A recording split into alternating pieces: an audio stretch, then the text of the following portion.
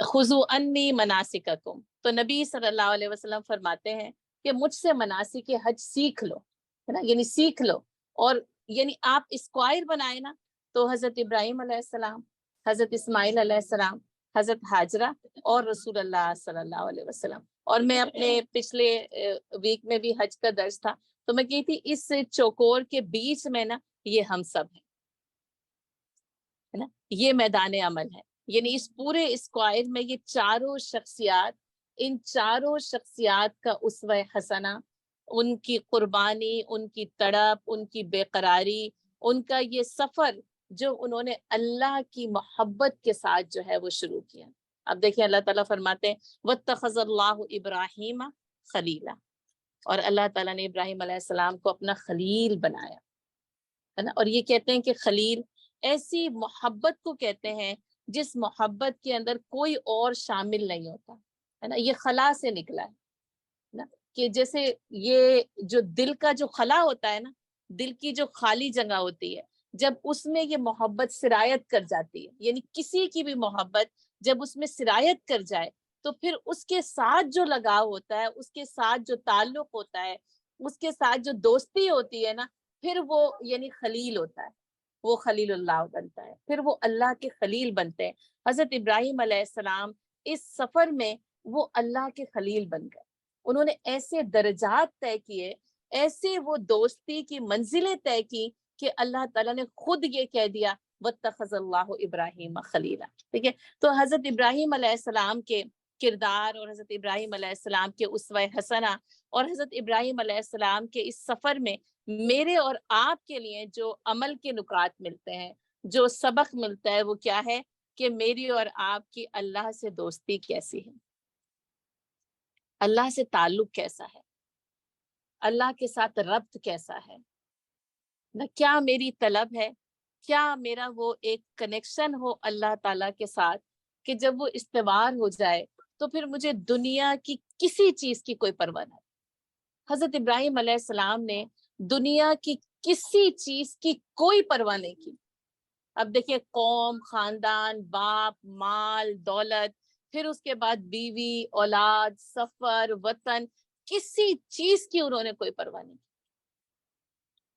ایسی قربانی انہوں نے دی. یہ صرف جو ایک یعنی جو جانور کی قربانی ہے، یہ حضرت اسماعیل علیہ السلام کی قربانی، وہ صرف ایک ہے نا، اس کے چاروں طرف کا ہزاروں دائروں میں حضرت ابراہیم علیہ السلام نے قربانی دی.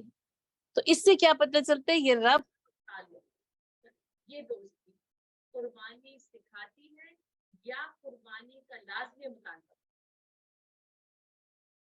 یعنی لازم اور ملزوم ہے کہ اللہ کے رب اور تعلق ہو، اور پھر میں اور آپ اس اطاعت اور قربانی کے لیے تیار. یہ جو موسم ہے یہ مجھے اور آپ کو دراصل قربانی کے لیے تیار. حج کا سارا سفر کیا ہے؟ قربانی ہے، قربانی ہر لمحے. یعنی آپ ارادہ کرتے ہیں، آپ نیت کرتے ہیں، آپ پورا وہ سارے کے سارے جو پروسیس ہیں باقاعدہ طور پر آپ اس سے جو ہے وہ گزرتے ہیں.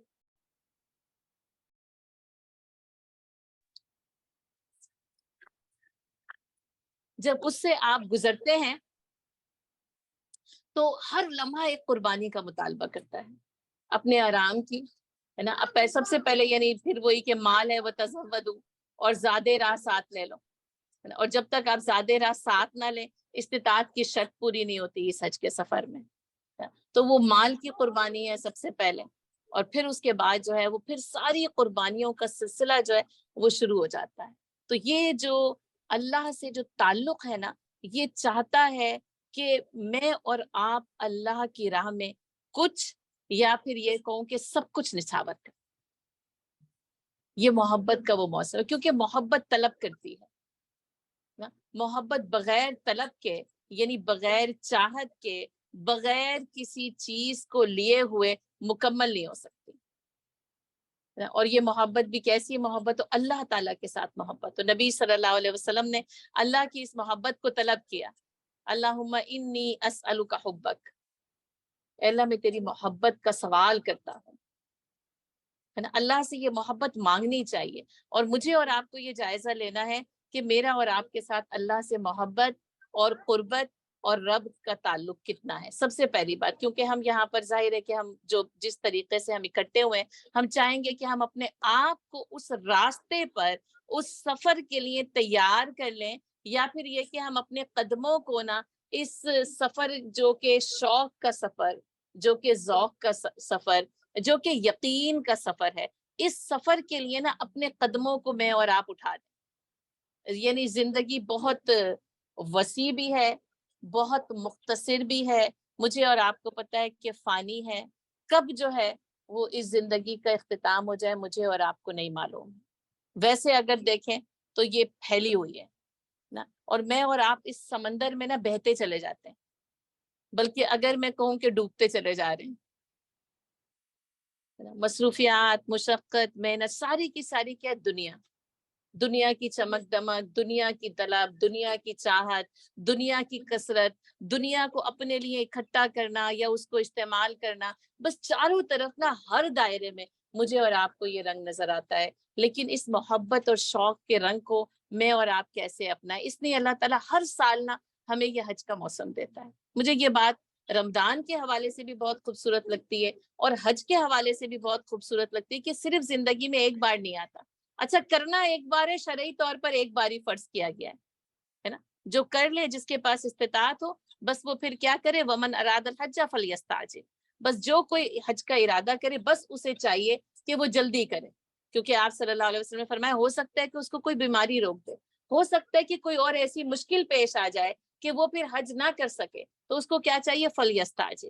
بس اس کو جلدی کرنا چاہیے اور اس کو حج کر لینا چاہیے، بس زندگی میں ایک بار. لیکن آپ دیکھیں یہ آتا سال میں ہر بار ہے نا. وہ جن کے لیے زندگی میں پہلی بار آئے گا وہ وہاں پہنچیں گے اور وہ حج کا فریضہ سر انجام دیں گے. لیکن باقی وہ سارے لوگ جو کہ جیسے میں ہوں اور آپ ہیں، جو اس سال ہم حج پر نہیں جا رہے، تو ان کے لیے بھی یہ موسم ان ساری چیزوں کی یاد قائم کرنے کے لیے آتا ہے. اور میں یہ کہہ رہی تھی کہ وہ لوگ کہ جو کہ اپنا فریضہ حج انجام دے چکے ہیں نا، یہ ان کے لیے اس حج کی یاد کو بھی جو ہے وہ دوبالا کرنے کے لیے اور دوبارہ سے ساری چیزوں کو ریوائیو کرنے کے لیے آتا ہے. تو اس لیے میں ایک پوائنٹ یعنی اس حج کے درس میں یہ بھی میں نے رکھا ہے کہ میں اور آپ اپنے اس حج کو ریوائیو کریں جو ہم کوئی 5 سال پہلے، کوئی 10 سال پہلے، کوئی 20 سال پہلے، کوئی 30 سال پہلے ادا کر چکا ہے نا. کیونکہ ضروری نہیں ہے کہ زندگی میں دوبارہ یہ موقع مل جائے ہے نا. ایک بار کر لیا، اب اس حج کو ہمیشہ قائم رکھنا ہے نا. اور اس قائم کرنے کی یاد نہ ہر سال میرے اور آپ کے پاس آتی ہے. اب دیکھیں یہ حج کا سفر آپ کو اس حج کی یاد دلا دیتا ہے جب آپ حج کرنے کے لیے گئے ہوتے. جب آپ وہ عرفات کے میدان کا منظر دیکھتے ہیں تو آپ کو یاد آتا ہے کہ میں حج میں جو ہے اس عرفات کے دن اس میدان میں وہاں پر کھڑی ہوئی تھی. تو اپنے حج کو ریوائیو کرنا اور پھر اس کو قائم کرنا یہ بہت ضروری ہے. جلدی کر لیں، فوراً کر لیں جس پر استطاعت ہے. اور ابھی آپ میں سے کوئی ہے جو حج پر جا رہے ہیں اس وقت موجود؟ یہاں لوگوں میں سے آن لائن بھی لوگ جو ہے وہ بتا سکتے ہیں. اور دوسری بات یہ ہے جی سمینہ یاسمین جی سمینہ یاسمین حج پر جا رہی ہے الحمدللہ. اچھا، اور دوسری بات یہ کہ وہ لوگ جنہوں نے حج ابھی تک نہیں کیا ہے،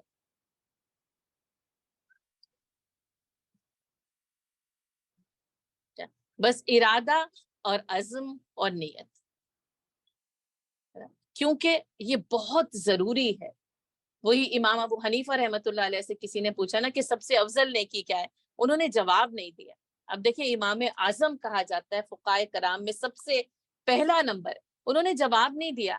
اور اگلے سال اس سائل کو بلایا اور اس کو بلا کر کہا کہ تم نے مجھ سے یہ سوال کیا تھا، آج میں تمہیں اس کا جواب دیتا ہوں کہ حج سب سے افضل نیکی ہے.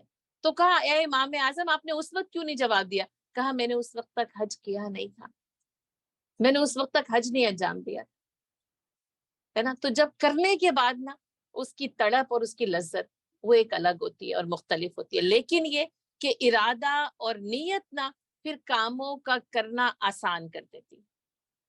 آپ نیت کر لیں، ارادہ کر لیں، استطاعت کی بھی دعا کریں اور اللہ تعالیٰ سے یہ بھی دعا کریں کہ اللہ اگر استطاعت ہے اور میں اب تک نہیں گئی تو بس تو میرے لیے اس کام کو جو ہے وہ آسان کر دے اور میرے لیے یہ لکھ دے. اس لیے کہ نبی صلی اللہ علیہ وسلم نے فرمایا جو شخص استطاعت رکھنے کے باوجود حج نہ کرے تو وہ چاہے یہودی ہو کر مرے یا نصرانی ہو کر مرے، مجھے اس کی کوئی پرواہ نہیں۔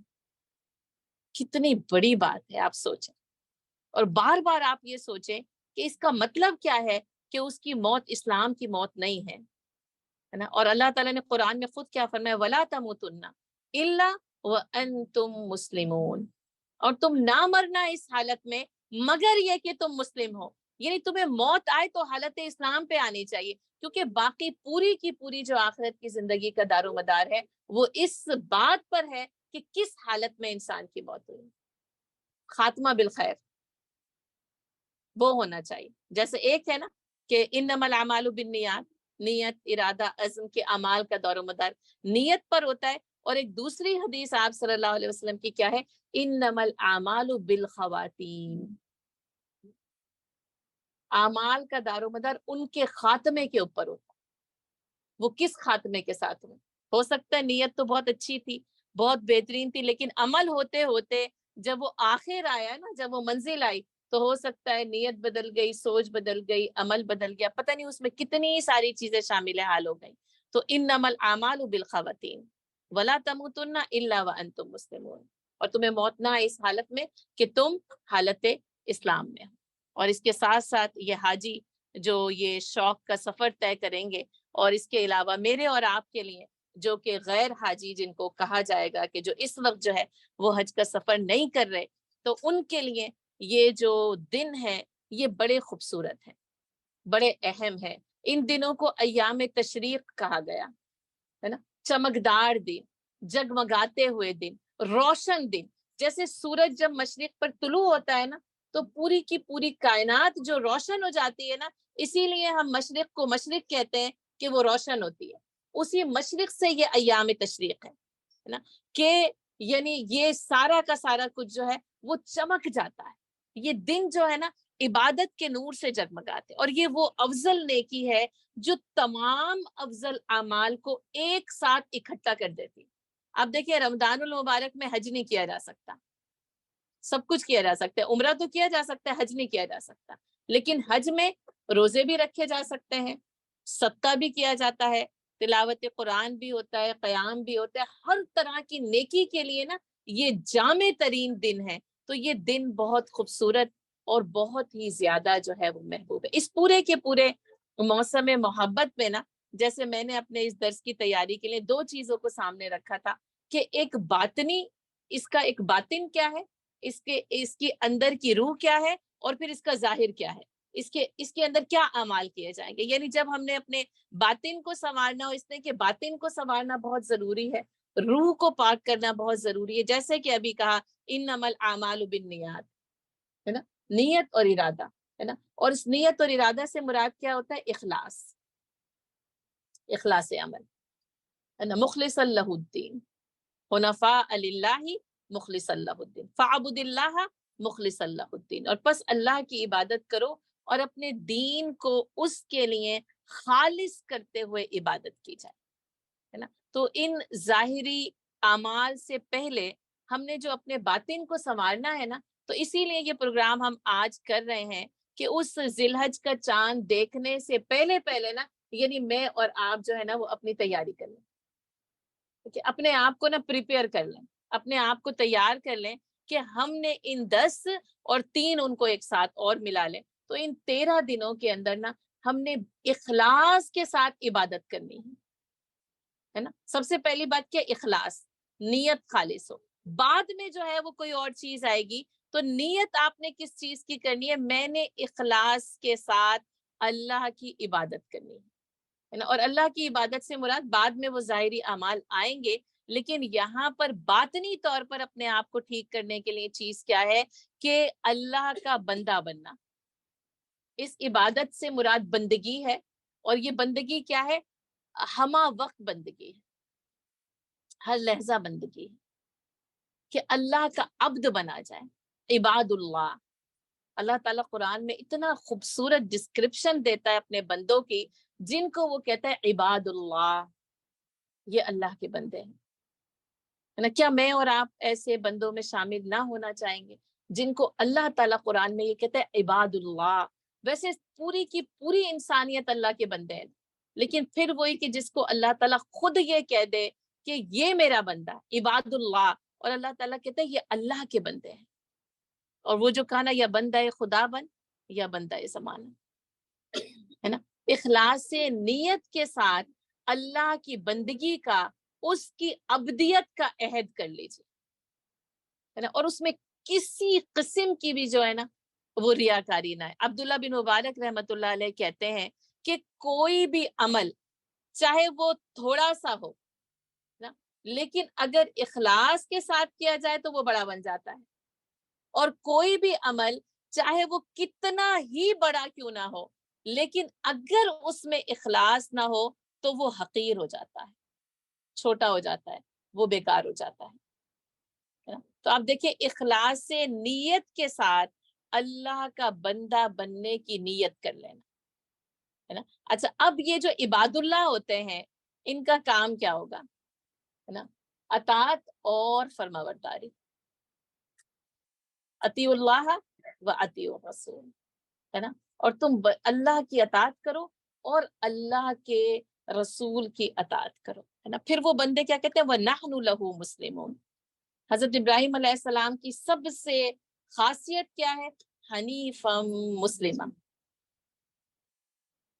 وہ یکسو ہو کر اللہ کے فرمانبردار بنے تھے۔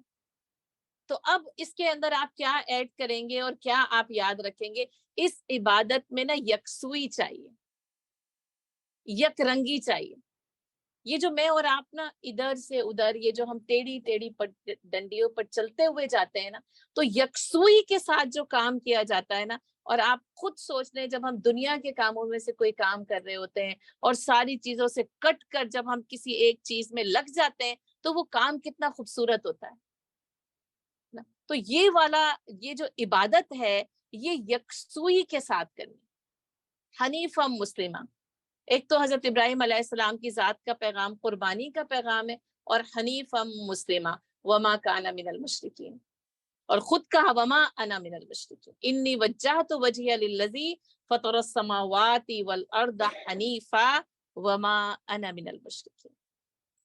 اور یہ کرنا ہے اپنے رخ کو، اپنے چہرے کو، اپنے سمت کو ہر چیز سے کاٹ کر اس رب کی طرف جو زمین اور آسمان کا پیدا کرنے والا ہے، اور کہا یکسو ہو کر، اور میں مشرکین میں سے نہیں ہوں۔ یہ شرک کی تمام جڑوں کو کاٹ کرنا، یہ خانہ کعبہ کی جو تعمیر ہے نا ایک مرکز توحید کا بنانا تھا، اخلاص کے ساتھ، فرما برداری کے ساتھ اس مرکز توحید کو، ہے نا۔ اور دنیا کے بت قدوں میں پہلا وہ گھر خدا کا، ہم پاس با ہیں اس کے، وہ پاس با ہمارے۔ یہ خانہ کعبہ نا ایک مرکز ہے، ایک رخ ہے، ایک سمت ہے، ایک جہت ہے، ایک شرط ہے۔ اور آپ دیکھیں کہ جیسے خود اللہ تعالیٰ نے کہا نا مثابۃ للناس، اللہ تعالیٰ نے کیا کیا، اور جو دعا کی تھی نا کہ اللہ تو لوگوں کے جو دل ہے نا اس کی طرف مائل کر دے نا، اور اللہ نے کہا مثابۃ للناس، اور لوگوں کے دل اس کی طرف مائل ہوتے ہیں تو ہر کوئی آپ دیکھیں اس سے محبت کر کے پھر وہی جیسے دیوانہ وار پروانوں کی طرح جو ہے نا وہ خانہ کعبہ کا رخ کرتے ہیں اور اس کی طرف جاتے ہیں، اور وہ حاجی جو اس کے گرد جو ہے نا وہ طواف کرتے ہیں۔ اور آپ دیکھیں کہ یعنی انسان ایک بار جاتا ہے، دو بار جاتا ہے، کئی بار بھی جا سکتا ہے، لیکن یہ کہ کیا میرا اور آپ کا تعلق صرف طواف کرنے کے ذریعے خانہ کعبہ سے جڑتا ہے؟ ہر دن 5 وقت میرا اور آپ کا رخ ہماری سمت کعبے کی طرف ہوتی ہے۔ یہ میرا اور آپ کا نا کنیکشن ہے کعبے کے ساتھ، مثابۃ للناس۔ اللہ تعالیٰ نے لوگوں کو نا اس کی طرف مائل کر دیا، یعنی جانے کے لیے بھی، لیکن کیا ہے کہ آپ وہاں نہیں جاتے تو کیا آپ محروم رہتے ہیں؟ آپ ہر لمحہ، ایک تو 5 وقت، دوسرے آپ جب کبھی وضو کریں، نیت کریں اور کھڑے ہو جائیں نوافل کے ذریعے اس خانہ کعبہ کے ساتھ تعلق کنیکٹ ہو جاتا ہے۔ اور بات کیا ہے کہ یعنی قبلے کو ہم اہل نظر قبلہ نما کہتے ہیں، ہے پرے سرحد ادراک سے اپنا مسجود، قبلے کو ہم اہل نظر قبلہ نما کہتے ہیں۔ دراصل کنیکشن تو پھر وہ اللہ تعالیٰ سے جڑتا ہے۔ یہ اخلاص، اطاعت، فرما برداری، اپنے آپ کو نا اللہ کی طرف متوجہ کر لینا۔ وہ جو ایک الفاظ آتے ہیں نا متوجہ اللہ، دراصل اس کے اندر معنویت ہے کہ میں اپنی توجہ انی وجہت وجہیہ ہے نا، میں اپنا رخ، سمت، اپنی توجہ سب کچھ جو ہے وہ اللہ تعالیٰ کی طرف کرتا ہوں. تو آپ دیکھیں کہ باطن، لیکن اب میری اور آپ کی نمازوں کا حال ہم سے کچھ یعنی چھپا ہوا نہیں ہے. کیا رخ، کیا چہرہ، کیا توجہ، کیا اخلاص کے ساتھ، وہ اس کیفیت کے ساتھ میں اور آپ اللہ کے سامنے کھڑے ہوتے ہیں کہ جس کیفیت کے ساتھ مجھے اور آپ کو اللہ کے سامنے جو ہے وہ کھڑا ہونا چاہیے. ٹھیک ہے. چوتھا پوائنٹ اس میں باطنی طور پر اپنے آپ کو سنوارنے کے لیے کیا ہے کہ جیسے حاجیوں کے لیے کانا و تزودو، اور زیادہ راہ ساتھ لے لو. استطاعت ہے، ضرورت ہے، لیکن فَإِنَّ خَيْرَ الزَّادِ التَّقْوَى وَاتَّقُونِ يَا أُولِي الْأَلْبَابِ.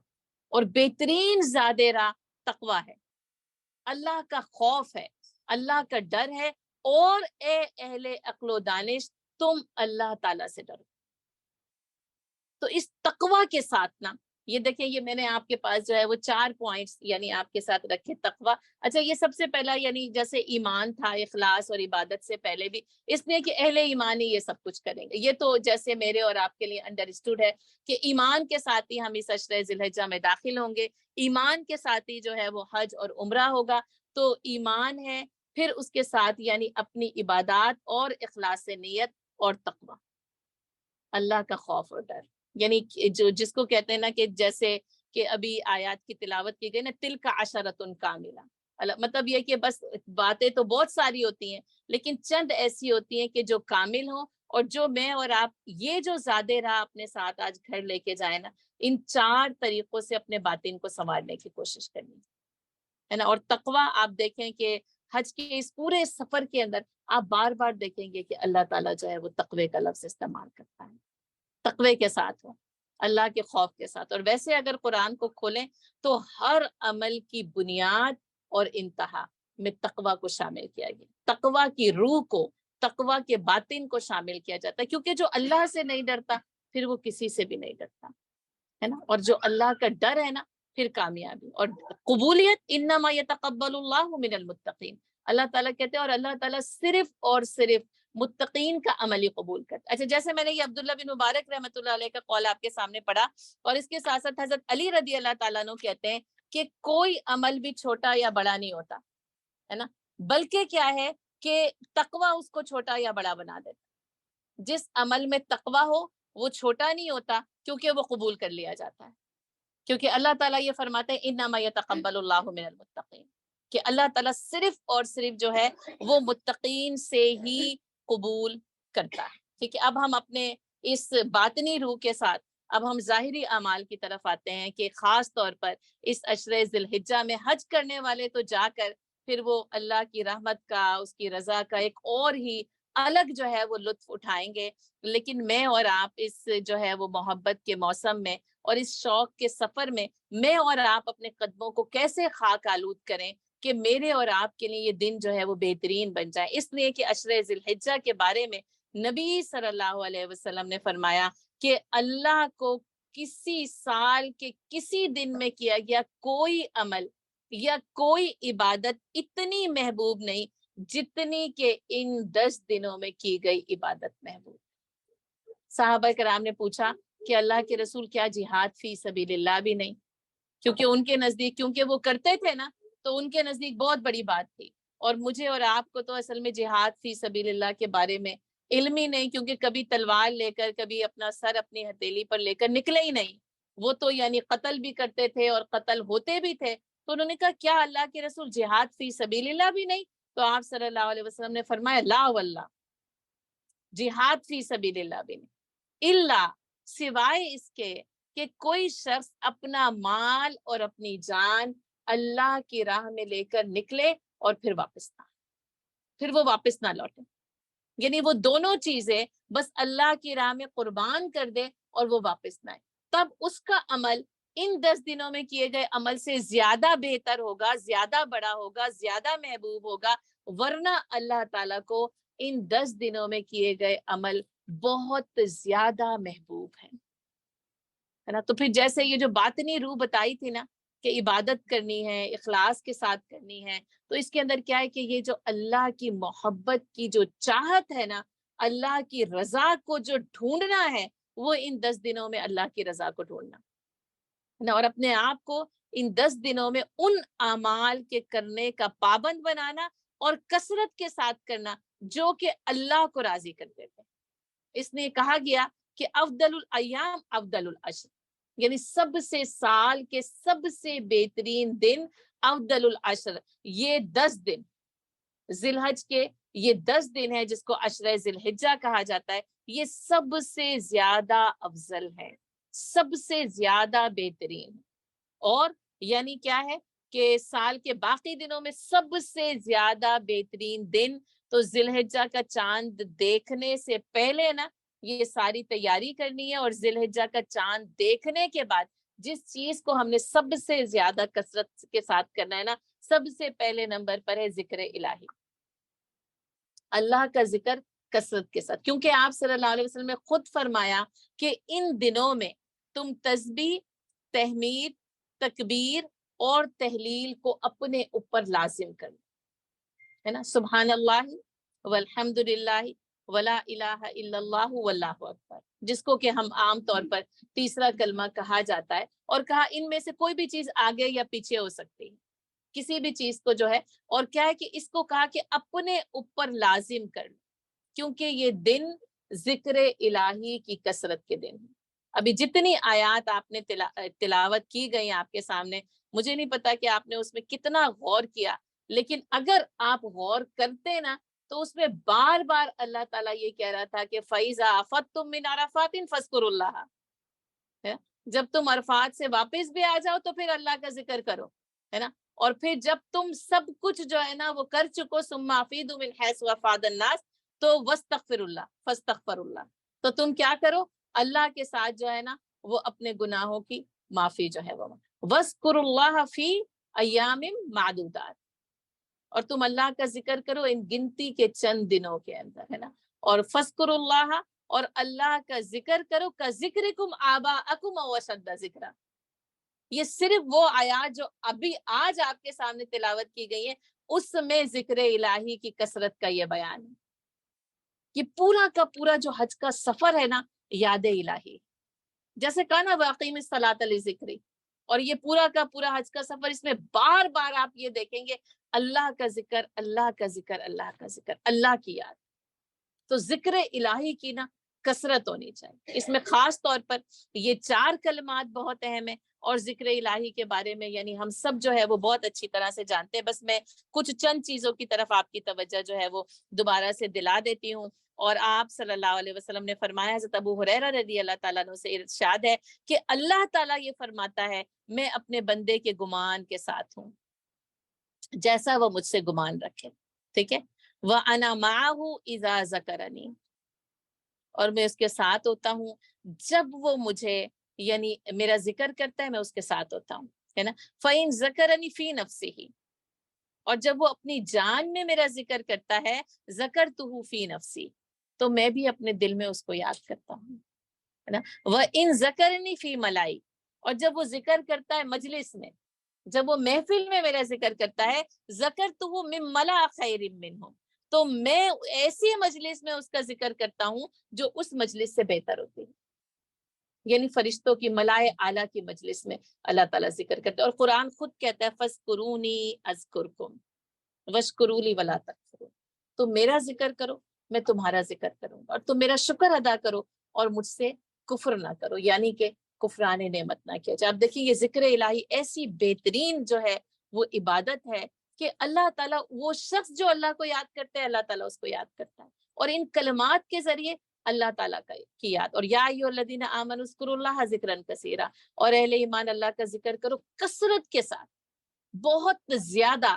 علماء کرام کہتے ہیں کسی عبادت کے لیے کثرت کا لفظ استعمال نہیں، صرف ذکر الہی کے لیے، کیونکہ زمان، مکان، کسی چیز کی کوئی قید نہیں ہے نا، بس آپ اللہ کا ذکر کرتے جائیں اور کتنا زیادہ کرتے جائیں، کتنا زیادہ کرتے جائیں کہ آپ صلی اللہ علیہ وسلم نے فرمایا کہ اپنی زبان کو اللہ کے ذکر سے تر رکھا کرو، جس کو رطب اللسان کہا جاتا ہے، لا یزال لسانک رطبا من ذکر اللہ، کہ اپنی جو رطب لسان ہے نا کہ زبان تر رہے کہ اللہ کے ذکر کے ساتھ زبان تر رہے. اور آپ صلی اللہ علیہ وسلم نے فرمایا اللہ کا ذکر ایسی کثرت کے ساتھ کرو کہ لوگ تمہیں دیوانہ کہنے لگے, لوگ تمہیں مجنون کہنے لگے, لوگ جو ہے وہ تمہیں پاگل کہنے لگے. ابو موسیٰ اشعری رضی اللہ تعالیٰ عنہ سے روایت ہے کہ نبی صلی اللہ علیہ وسلم نے فرمایا وہ شخص جو اپنے رب کو یاد کرتا ہے اور جو اپنے رب کو یاد نہیں کرتا اس کی مثال زندہ اور مردہ شخص کی.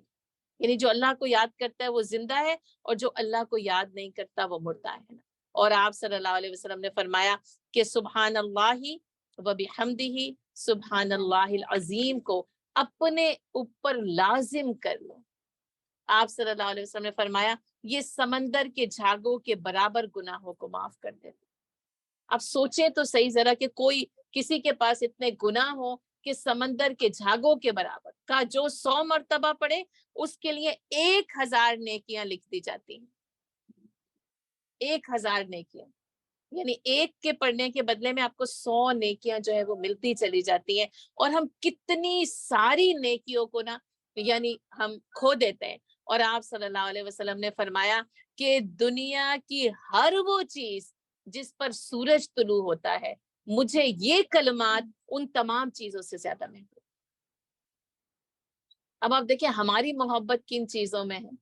جن چیزوں پہ سورج طلوع ہوتا ہے وہ زمینیں, وہ سونے, وہ ملبوسات, وہ زیورات, کتنی چیزیں ہیں جن پر یہ سورج طلوع ہوتا ہے. اور ان سب چیزوں کی محبت میں نا ہمارا دل گھرا ہوا ہوتا ہے. اور آپ صلی اللہ علیہ وسلم کیا فرماتے ہیں مجھے سبحان اللہ والحمد للہ ولا الہ الا اللہ واللہ اکبر کہنا ان تمام چیزوں سے زیادہ محبوب ہے جس میں سورج طلوع ہوتا ہے.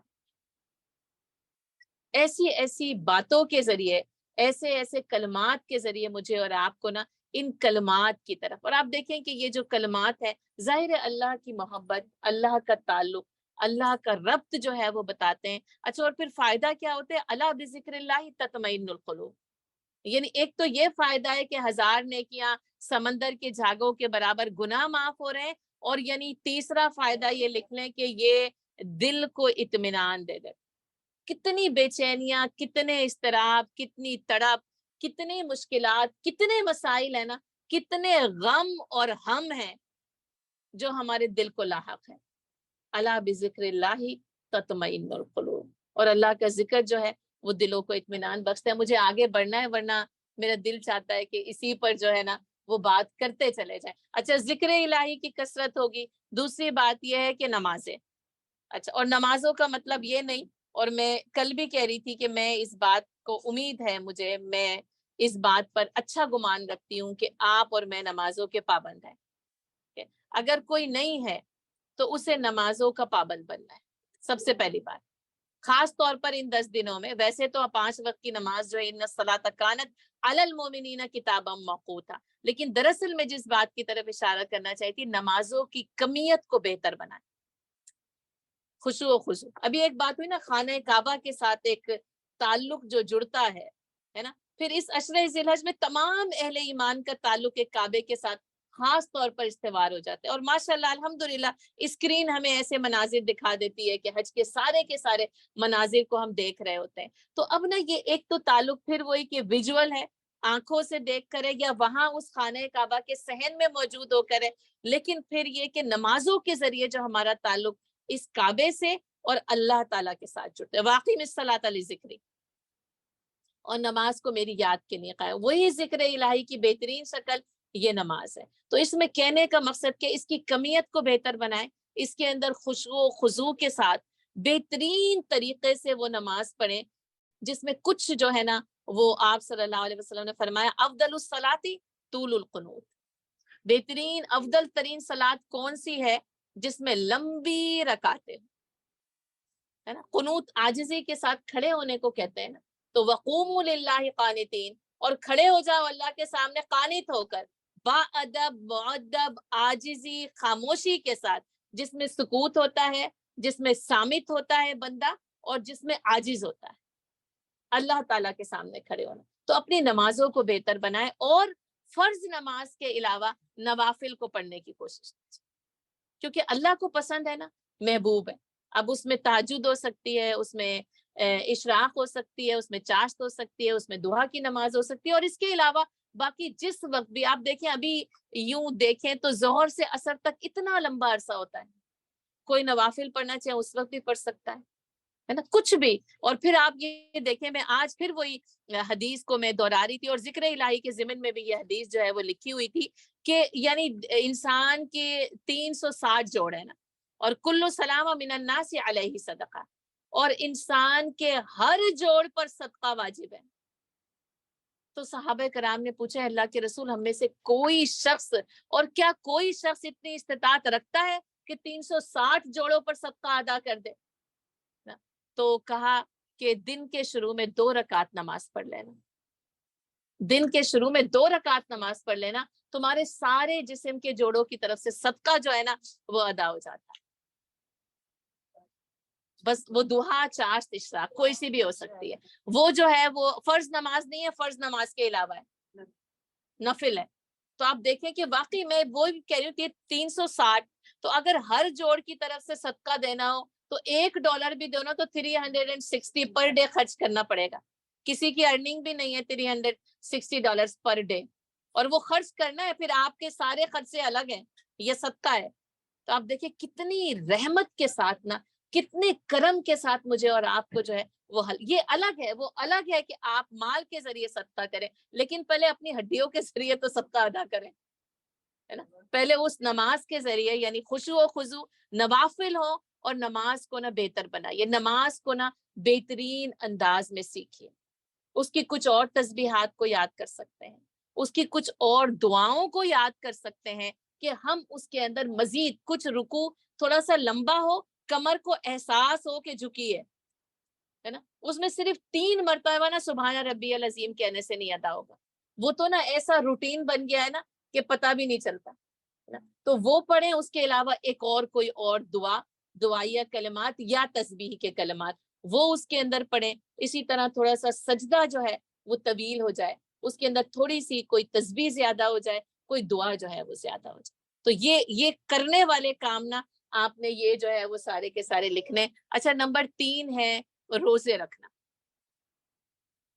حضرت ام سلمہ رضی اللہ تعالیٰ عنہ سے روایت ہے کہ نبی صلی اللہ علیہ وسلم عشرہ ذی الحجہ کے روزے رکھا کرتے، 1 سے لے کر 9 تک، 9 دن کے روزے آپ صلی اللہ علیہ وسلم رکھا. نیت کر لیں، آپ دیکھیں کہ آپ رکھ سکیں یا نہ رکھ سکیں، اللہ بہتر جانتا ہے، لیکن نیت کا اجر مل جاتا ہے. دوسری بات یہ کہ جتنے رکھ سکیں اتنے رکھ، کیونکہ نفل ہے نا. لیکن اس کے ساتھ ساتھ کیا ہے، 9 ذی الحج کا روزہ، اس کے بارے میں نبی صلی اللہ علیہ وسلم نے فرمایا کہ جو 9 ذی الحج کا روزہ ہے وہ 2 سال کے گناہوں کو معاف کر دیتا ہے، ایک پچھلا اور ایک آنے والا سال.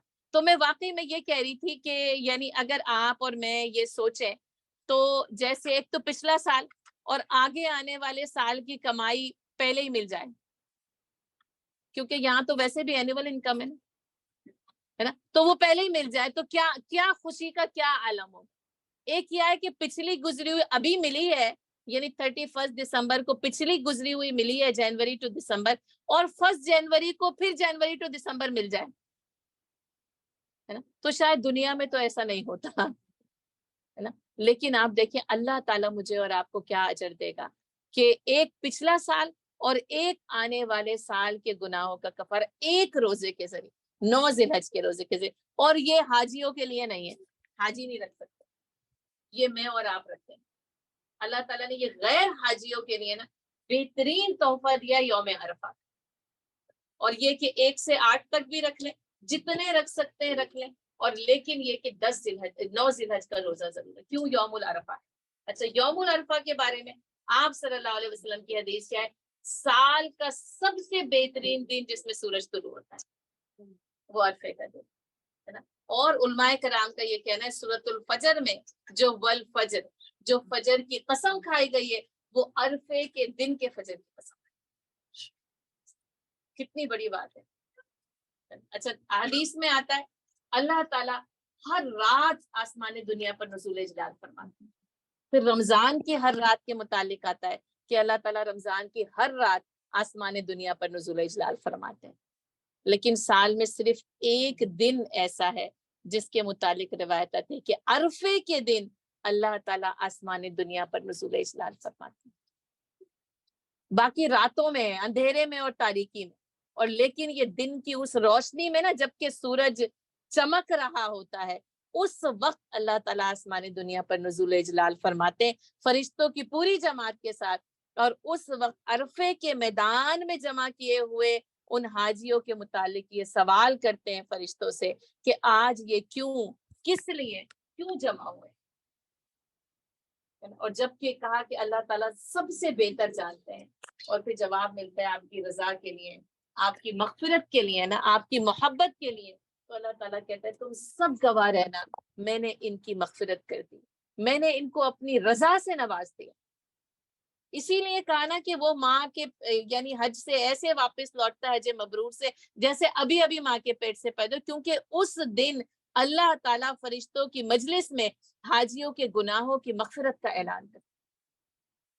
یہ اتنا اہم ترین دن ہے، اور حاجیوں کے لیے تو نا، یعنی ایک تو یہ کہ سال کا سب سے بہترین دن ہے، زندگی کا سب سے بہترین دن حاجیوں کے لیے نا یوم عرفہ کا دن، جس دن ان کے قدم میدان عرفات میں ہوتے ہیں، اور وہ اللہ کے اس جلال اور اللہ کے اس کمال کے نا مصداق بنے ہوئے اس فرش پر کھڑے ہوتے ہیں، اور اللہ عرش پہ ان کی قسمتوں کا فیصلہ کر رہا ہے نا۔ تو یہ غیر حاجیوں کے لیے پھر اس کے اندر ایک روزہ ہے جس میں 2 سال کے گناہوں کی معافی کی نوید مل جاتی ہے، دعاؤں کی قبولیت کا دن ہے، یعنی دعائیں بھی کرنی ہے، اور یہ دعاؤں کی قبولیت کا دن ہے۔ اور اس دن کے متعلق آپ صلی اللہ علیہ وسلم نے فرمایا میری اور مجھ سے پہلے انبیاء، یعنی پہلے کہا کہ کیونکہ حج آپ صلی اللہ علیہ وسلم ظاہر ہے کہ وہ 10 ہجری میں کریں گے، کہا مجھ سے پہلے تمام گزرے ہوئے انبیاء کی دعا اس دن یہی رہی، لا الہ الا اللہ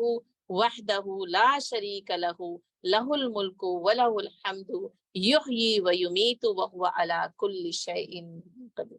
اور میں نا ہمیشہ یہ کہتی ہوں اس میں دعا کوئی نہیں ہے، اس میں کوئی دعا نہیں ہے، کوئی دعائیہ کلمات نہیں ہے، صرف ذکر الہی ہے، بس اس کی وحدانیت کا، اس کی ملکیت کا، اس کی قدرت کا اعتراف کرنا ہے بس۔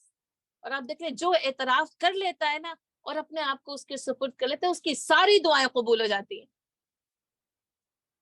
اور اس دن پھر دعائیں قبول ہوتی ہیں۔ تو جیسے دعاؤں کی کثرت کرنا اس کے اندر۔ اچھا، پھر میں نے صدقہ لکھا ہے نا، اور یعنی اللہ کو عمل صدقہ بہت پسند، اللہ کو انفاق بہت پسند، بار بار نہ قرآن کہتا ہے یا ایھا الذین آمنوا انفقوا فی سبیل اللہ، اے اہل ایمان اللہ کی راہ میں خرچ کرو، لن تنالوا البر حتی تنفقوا مما تحبون، اور تم نیکی کے اصل کو، نیکی کے کمال کو، تم اصلی نیکی تک جب تک پہنچ ہی نہیں سکتے جب تک کہ تم اس میں سے خرچ نہ کرو جسے تم پسند کرتے ہیں۔ ایک تو مال کی پسند اور محبت لازم ہے، پھر وہ کوئی ایک چیز جو زیادہ محبوب ہوتی ہے تو کہا کہ محبوب چیزوں کا صدقہ کیا جائے، جب تک کہ تم اپنی عزیز تر چیز اللہ کی راہ میں پیش نہ کر دو۔ اور آپ دیکھیں حضرت ابراہیم علیہ السلام کا سفر، اپنی عزیز ترین چیز کو اللہ کی راہ میں پیش کرنا تھا، اپنی ذات کو وہ آتش نمرود میں جلنے کے لیے تیار ہو گئے، ہے نا۔ اولاد میں سب سے یعنی جو محبت ہوتی ہے انسان کی، پھر اس کے گلے پر چھری چلانے کو تیار ہوتی ہے نا۔ آپ دیکھیں بیوی اور بچے کو بوادٍ غیر ذی زرع میں چھوڑ کر واپس آنے کے لیے تیار ہو گئے، مما تحبون، ہے نا۔ اسی لیے کہا نا اس کی جو حب اللہ ہے نا، اللہ کی جو محبت ہے نا، یہ ان دنوں میں غالب آنی چاہیے، اور پھر یہ تربیت اس چیز کی ہوتی ہے کہ پوری زندگی میں اللہ کی محبت ہر چیز کی محبت پر غالب اوپر ہونی چاہیے، باقی ہر چیز کی محبت اس کے نیچے ہونی چاہیے، ہے نا۔ تو محبوب چیزوں کا صدقہ، اچھا اس میں سب سے یعنی بیسٹ تو مال ہی ہوتا ہے کہ مال کو خرچ کیا جائے، لیکن بعض اوقات نا آپ مال کو تو خرچ کر دیتے ہیں لیکن باقی دوسری چیزوں کا صدقہ نہیں کرتے، اپنی مسکراہٹ کا صدقہ نہیں کرتے، اپنے بہترین اخلاق کا صدقہ نہیں کرتے، ہم مہمان نوازی کا صدقہ نہیں کرتے، ہم لوگوں کے درمیان انصاف کرانے کا صدقہ نہیں کرتے، اس لیے کہ صدقے کی تو مختلف جو ہے وہ ساری کی ساری چیزیں کہا کہ لگا کہ ہر چیز ہی صدقہ ہے کسی کو پانی دے دینا، اس کے ڈول میں پانی ڈال دینا، اپنے مشکیزے سے پانی دے دینا، کسی کو سواری پر سوار کرا دینا، کسی کو اس کی سواری پر سوار کرا دینا، ہے نا، کسی تکلیف دہ چیز کا راستے سے ہٹا دینا. ہر چیز کو کیا کہا گیا؟ صدقہ صدقہ صدقہ صدقہ. عموماً مال کا ہی سمجھا جاتا ہے، مال کا بھی کرنا ہے، لیکن مال کے ساتھ ساتھ اپنے وقت کا بھی کریں، اپنی صلاحیتوں کا بھی کریں، اپنی تسلی کا بھی کریں، کسی کو اپنا وقت دے کر بھی کریں، کسی کے ساتھ مسکراہٹ بانٹ کر بھی کریں، کسی کے غم بانٹ کر بھی کریں، ہے نا. کسی کی بات کو سن لینا بھی نا صدقہ ہے. ہم اچھا سن نہیں سکتے، اچھا بول تو لیتے ہیں، اچھا سنتے نہیں ہیں. ہم اچھے سامع نہیں ہوتے، یعنی ہم اپنے آگے کسی کو بولنے ہی نہیں دیتے نا. تو بہت ساری چیزیں ہیں جو صدقے کے ضمن میں آتی ہیں. یعنی اپنے آپ کو نا اس پلیٹ فارم پر لے کر آنا ہے، اور دراصل بات کیا؟ اپنے کردار کی تربیت کرنی ہے، اپنے اخلاق کی تربیت کرنی ہے. تو صدقہ کریں، مال کا بھی کریں، وقت کا بھی کریں، صلاحیتوں کا بھی کریں. اچھا، اس کے اندر پھر سب سے بہترین صدقہ جو ان 10 دنوں میں ہوگا وہ یوم النحر کو ہوگا. یاد رکھیے، قربانی، قربانی، ٹھیک ہے. اور پھر وہ یہ اللہ کو اس دن خون بہانے سے زیادہ کوئی عمل محبوب نہیں. میں قربانی کے ٹاپک کو چھوڑ رہی ہوں، آپ کو بعد میں قربانی کا پورا ٹاپک مل جائے گا. اس لیے نا یہاں پر لکھا بھی نہیں، کیونکہ آگے جو ہے نا وہ پروگرام جو ہے وہ آنے والے، لیکن لکھا ہے صرف اس لیے لکھا ہے کہ آپ کو یاد آ جائے کہ قربانی ہے. اس کے بارے میں انشاءاللہ نگہت باجی جو ہے وہ آپ کو بتائیں گی. اچھا، میں نے صلہ رحمی کو سامنے رکھا تھا. کیوں؟ ہم اس معاملے میں بہت پیچھے ہیں، بہت پیچھے. نمازیں تو پڑھ لیں گے نا، تہجد بھی پڑھ لیں گے، تراویح بھی پڑھ لیتے ہیں مسجد میں جا کر نماز باجماعت، قیام اللیل بھی پڑھ لیتے ہیں. لیکن جب صلہ رحمی کا وقت آتا ہے نا، جب رشتہ داروں کے ساتھ اچھے سلوک کا وقت آتا ہے، تو ہم نا بہت پیچھے، ہم بہت کمی کر لیتے، بہت پیچھے ہوتے ہیں. اس انداز میں نہیں کرتے جس انداز کے ساتھ کرنی چاہیے. تو میں نے اس لیے ان ظاہری نیک اعمال میں صلہ رحمی کو خاص طور پر لکھا کہ رشتہ داروں کے ساتھ اچھا سلوک کریں، اقربا کے ساتھ. وَآتِ ذَی الْقُرْبَى حَقَّهُ. اللہ تعالیٰ کہتے ہیں اور قرابت داروں کو ان کا حق دے دو. ان کے ساتھ حسن سلوک کرنا نا ان کا حق ہے، ان کا احسان، ان کے اوپر کوئی احسان نہیں ہے نا. اور اس میں بھی نا جیسے میں کہتی ہوں نا ترازو میں، جیسے وہی جو ہمارے یہاں یہ میکے والے اور سسرال والے ہے نا، اور جیسے ددیال والے اور ننیال والے، پھر وہی وہ باپ اور ماں کا سسرال بن جاتا ہے، اور پھر میرا اور آپ کا. تو نا ان دونوں پلوں کے اندر ہم میکے اور سسرال والوں کے ساتھ اگر یعنی توازن کو دیکھیں، اعتدال کو دیکھیں، اور صلہ رحمی کو دیکھیں. وَآتِ ذَی الْقُرْبَى حَقَّهُ، ہے نا، تمام رشتہ داروں کے ساتھ اچھا سلوک کریں، ہے نا. اور طے کر لیں کہ اس صلہ رحمی کے ذریعے نا جنت میں داخل ہونا. کیوں؟ آپ صلی اللہ علیہ وسلم نے فرمایا وَأَن تَصِلُوا الرَّحَمَ، اور تم صلہ رحمی کیا کرو. اور آپ صلی اللہ علیہ وسلم نے فرمایا یہ صلہ رحمی پل صراط پر دامن کو روک دے گی، انسانوں کو روک دے گی، آگے نہیں بڑھنے دے گی نا، جب تک کہ صلہ رحمی کا حق نہ ادا کر دیا جائے، جب تک کہ اس کا حق نہ ادا کر دیا جائے. آپ سوچیں تو صحیح کہ یہ صلہ رحمی اگر پل صراط پہ دامن کو پکڑ لے اور اپنے حق کو طلب کر لے. اس نے کیوں اللہ تعالیٰ نے کہا یوم یفر المرء من اخیہ وامہ وابیہ وصاحبتہ وبنیہ؟ کیوں ان رشتہ داروں کا ذکر کیا گیا؟ اللہ تعالیٰ نے سب سے پہلے کیا کیا؟ من اخیہ، ہے نا، جس دن کے جان اپنے بھائی سے بھاگے گی، کیونکہ صلہ رحمی دامن پکڑنے کے لیے تیار ہوگی. اچھا، پھر بھائی کے بعد وامہ وابیہ، یہ والدین کے ساتھ اس نے سلوک، اور ماں اور باپ. وبالوالدین احسان، اور والدین کے ساتھ اس نے سلوک کیا جائے، کیونکہ فی زمانہ نا والدین کی اطاعت اور فرما برداری نا جیسے دھندلی ہو گئی، اس کا عکس جو ہے وہ دھندلا ہو گیا. والدین کے ساتھ اس نے سلوک کرنا. اور پھر وہی کہوں گی، وہ اپنے ہوں، وہ شوہر کے ہوں، وہ کسی کے ہوں نا، والدین کے ساتھ اس نے سلوک کرنا یہ بہت لازمی. یعنی ہم حج تو کر کے آ جائیں لیکن والدین کی اطاعت اور فرما برداری نہ ہو. جن کے متعلق یہ کہا کہ جو کوئی اپنے والدین کو محبت کی نگاہ سے دیکھے اسے ایک حج مقبول کا ثواب ملتا ہے. اس حج کے بارے میں نا تو پتہ بھی نہیں ہے کہ یہ مبرور ہے کہ نہیں، مقبول ہے نہیں. اللہ تعالیٰ تمام حاجیوں کو حج مبرور عطا کرے، لیکن اس نگاہ کے بارے میں، اس کے ثواب کے بارے میں آپ صلی اللہ علیہ وسلم کی یہ حدیث ہے کہ اس کو ایک حج مقبول کا ثواب ملتا ہے۔ اور پھر صحابہ کرام میں سے کسی نے پوچھ لیا کہ اللہ کے رسول اگر 10 دفعہ دیکھے تو پھر یہ کہ اگر 100 دفعہ دیکھے، تو آپ صلی اللہ علیہ وسلم نے فرمایا اگر تو 100 مرتبہ دیکھے، کیونکہ اللہ کے پاس عطاؤں کی کوئی کمی نہیں۔ تو ایک دن میں 100 حج کیے جا سکتے ہیں۔ اس حج کے لیے تو وہ 15,000 20,000 $25,000 دے کرنا یہ حج کیا جاتا ہے، اور اس حج کے لیے نا آپ کا ایک یعنی ڈالر یا ایک پائی بھی خرچ نہیں ہوتی، اس نظر محبت کے لیے۔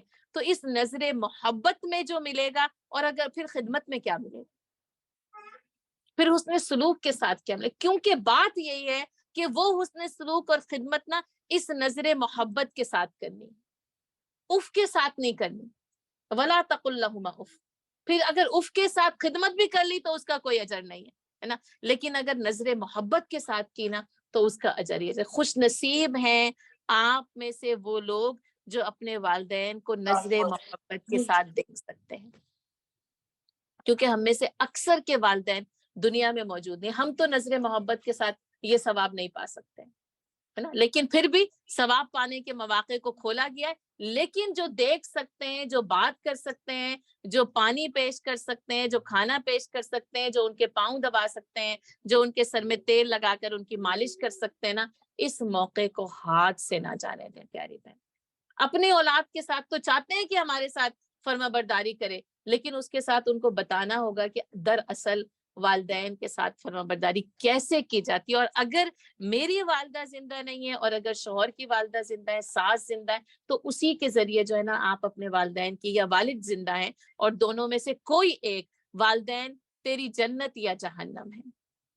کہا جنت کا دروازہ ہے والد، چاہے تو اس کو کھول لے، چاہے تو اس کو ضائع کر دے، ہے نا۔ یہ جنت اور جہنم کے دروازے کھلتے ہیں ان والدین کی صورت میں۔ خدمت کے ساتھ جنت ہے، اور اگر نہیں کی تو پھر وعید جو ہے نا وہ بہت زیادہ جو ہے نا وہ سخت آتی ہے۔ اور میں نے ایک اور چیز آپ لوگوں کے لیے لکھی تھی، حسن اخلاق کیوں میزان عمل پر سب سے زیادہ بھاری، سب سے زیادہ وزنی حسن اخلاق ہوگا۔ کہا اے ام سلمہ، حسن اخلاق ساری بھلائیوں کو لوٹ کر لے گیا، ساری نیکیوں کو لوٹ کر لے گیا۔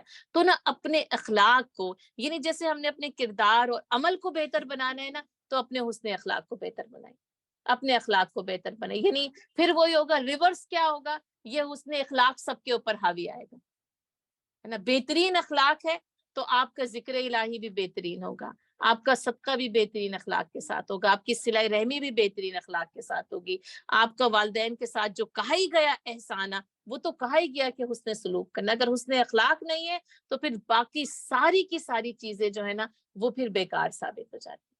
اس حسن اخلاق کے ذریعے نا اپنے کردار اور عمل کی ایسی بہترین تربیت کریں، اور پھر اس کے بعد یعنی یوم النحر کے بعد نا ایام تشریق ہے، ٹھیک ہے۔ اسی ذکر الہی کے ضمن میں ہی میں نے اس کو اپنے سامنے رکھا تھا، لیکن اس لیے کہ پھر تکبیرات کا پڑھنا، ٹھیک ہے۔ اور یہ خاص طور پر یعنی یوم عرفہ کی فجر سے لے کر 13 ذی الحج کی عصر تک ہر فرض نماز کے بعد تکبیرات کا پڑھنا۔ اچھا، یہ ایک خاص عمل ہے ایام تشریق کا۔ اور دوسری بات کیا ہے، ذی الحج کا چاند دیکھتے ہی تکبیرات کا شروع کر دینا عام طور پر، کیونکہ وہی ہے نا وَرَبَّكَ فَكَبِّرْ، ابھی پڑھا لِتُكَبِّرُوا اللَّهَ عَلَى مَا هَدَاكُمْ، تاکہ تم اپنی اس ہدایت پر جو اللہ تعالیٰ نے تم کو عطا کی، تم اللہ کی بڑائی بیان کرو۔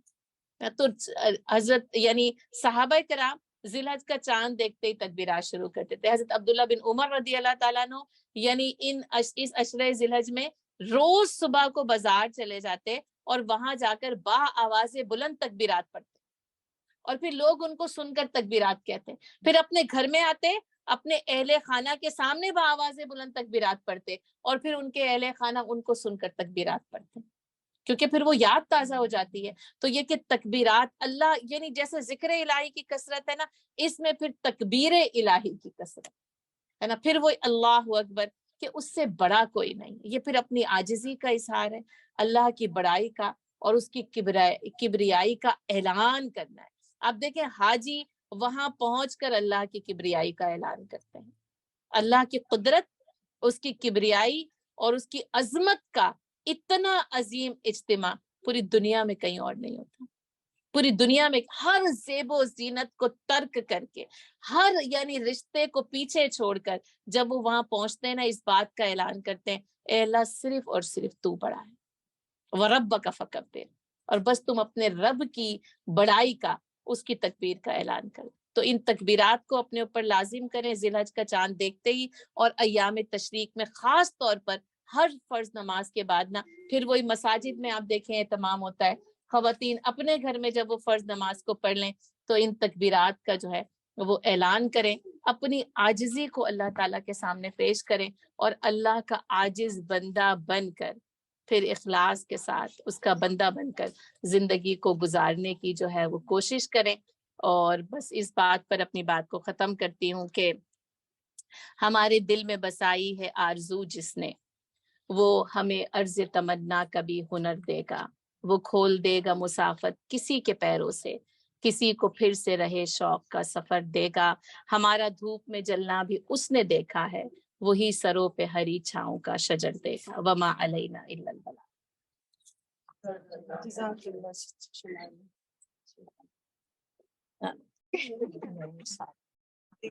بسم اللہ الرحمن الرحیم. السلام علیکم ورحمۃ اللہ وبرکاتہ. وعلیکم السلام ورحمۃ اللہ وبرکاتہ. تو جیسا کہ آپ لوگ سب جانتے ہیں کہ قربانی کا روٹ ورڈ جو ہے وہ کاف را اور بار ہے، اور قرب کے میننگ جو ہے وہ قربت حاصل کرنا، کسی کے قریب ہونا ہوتا ہے. اور اصطلاحی معنوں میں یہ ہوتا ہے کہ ہم سنت ابراہیمی کو فالو کرتے ہوئے ہم جن جانوروں کی قربانی کرتے ہیں تاکہ ہمیں اللہ کا قرب حاصل ہو. تو یوم الاضحیٰ، عید الاضحیٰ بھی ایک لفظ ہے. اضحیٰ اس کو اس لیے کہتے ہیں کہ اضحیہ جو ہے ایک لفظ ہے جس کے یہ عربی کا ایک لفظ ہے. اس کے معنی ہوتے ہیں کہ وہ جانور جس کو قربان کیا جائے، اضحیہ. تو اضحیہ قربانی کا، اور یوم الاضحیٰ کا مطلب یہ ہوتا ہے کہ وہ دن جس دن قربانی کی جائے. ٹھیک ہے، اسی لیے اس کو عید الاضحیٰ بھی کہا جاتا ہے. تو قربانی جو ہے وہ اللہ کا قرب حاصل کرنے کا ایک طریقہ ہے، اور اس بات کا اظہار ہے کہ اے اللہ، ہم بھی آپ کے حکم کے آگے اسی طرح سرنگو ہوتے ہیں جس طرح حضرت ابراہیم ہوتے تھے. یہ واقعہ جو قربانی کا جو واقعہ ہے، جو آج سے تقریباً 5,500 سال پہلے پیش آیا تھا. قرآن پاک کے 23ویں سپارے میں سورہ الصفات ہے، اس میں اللہ تعالیٰ نے اس قربانی کے واقعے کا ذکر اس طرح فرمایا ہے کہ جب حضرت ابراہیم علیہ السلام کو مجبور کیا گیا کہ وہ ہجرت فرما جائیں، تو انہوں نے کہا کہ قال انی ذاہب الی ربی سیہدین، یا میں اپنے رب کی طرف ہجرت کرتا ہوں اور وہی مجھے سیدھا راستہ دکھائے گا. اور پھر اس کے بعد فرمایا ربی حبلی من الصالحین، اے اللہ مجھے ایک نیک اولاد عطا فرما. پھر اللہ نے فرمایا فبشرہم بغلام حلیم. اب یہ بغلام حلیم، حلیم کا لفظ آپ دیکھیں گے کہ یہ صرف حضرت اسماعیل کے لیے استعمال ہوا ہے، اور جب حضرت اسحاق کا ذکر آیا ہے تو اللہ تعالیٰ نے فرمایا کہ فبشرہم بغلام علیم. یہ سورہ زاریات میں اللہ نے فرمایا کہ جب حضرت اسحاق کی خوشخبری اللہ نے دی تو علیم کا لفظ استعمال کیا ہے، اور جب حضرت اسماعیل کا ذکر کیا ہے تو حلیم کا لفظ استعمال کیا ہے. تو یہاں پہ حضرت اسماعیل کا ذکر ہو رہا ہے کہ فبشرناہم بغلام حلیم. اور پھر فرمایا کہ فلما بلغا معه السعی قال یا بنی انی اری فی المنام انی اذبحک فانظر ماذا تری، کہ جب وہ اتنے اس قابل ہو گئے کہ اپنے فادر کے ساتھ کام کرنے کے قابل ہو گئے، بھاگ دوڑ کرنے کے، تو پھر حضرت ابراہیم نے ان سے فرمایا کہ اے میرے پیارے بیٹے، میں نے خواب میں دیکھا ہے کہ میں تمہیں ذبح کر رہا ہوں، اور تم بتاؤ کہ اب تمہارا کیا ارادہ ہے، تم کیا سوچتے ہو. تو انہوں نے بغیر کسی تعامل کے فرمایا کہ قال یا ابت افعل ما تؤمر ستجدنی ان شاء اللہ من الصابرین. تو انہوں نے کہا یا اے میرے ابا جان، آپ کو جو حکم دیا جاتا ہے آپ اس کی تعمیل کیجئے، اور آپ انشاءاللہ مجھے صابرین میں سے پائیں گے. دیکھیے یہاں پہ وہ کہہ رہے ہیں کہ من الصابرین، یہ نہیں کہا کہ میں صابر مجھے پائیں گے، بلکہ من الصابرین کہا ہے انہوں نے. تو اس کا اس جملے میں ایک طرح کی عاجزی پائی جاتی ہے کہ خالی میں ہی صابر نہیں ہوں، بلکہ دنیا میں میرے علاوہ اور لوگ بھی صابر ہیں، اور میں ان میں سے ایک ہوں. خالی میں ہی صابر نہیں ہوں بلکہ دنیا میں اور لوگ بھی صابر ہیں. پھر اس کے بعد جب وہ فلما اسلما وتلہ للجبین، جب دونوں راضی ہو گئے اس بات کے لیے، قربانی کے لیے، تو ان کو حضرت ابراہیم نے ان کی پیشانی کے بل لٹایا اور پھر ان کے قریب تھا کہ ان کے اوپر چھری چلائیں. تو پھر اس کے بعد اللہ نے ان کو کہا वनादैनाहु अन या इब्राहीम, हमने उसको सदा दी कि ए इब्राहिम फ़क़त सद्दक़्ता रोया इन्ना कज़ालिका नजज़िल मुहसिनीन, यकीनन आपने अपना ख्वाब सच कर दिखाया और हम इसी तरह मोहसिनीन को उनकी जजा देते हैं। व इन्ना हाज़ा लहुवल बलाउल मुबीन, और ये यकीनन एक खुली हुई और बहुत बड़ी आजमाइश थी। वफ़दैनाहु बिज़िबिन अज़ीम व तरकना अलैहि फ़िल आखिरीन, और हमने उन्हें एक बड़ी कुर्बानी, एक बड़ा फिदिया देकर हज़रत इस्माइल अलैहिस्सलाम को इस कुर्बानी से बचा लिया। और फिर व तरकना अलैहि फ़िल आखिरीन, और फिर इसको बाद में आने वालों के ऊपर हमने ये जारी कर दिया कि हज़रत सलामुन अला इब्राहीम, हज़रत इब्राहीम पे सलाम कर भेजें वो लोग, और फिर उसकी सुन्नत को जारी रखें। तो आप ये देखिए, ये कुर्बानी का जो वाक़या है, इसमें हमें बहुत सारे पैगामात मिलते हैं।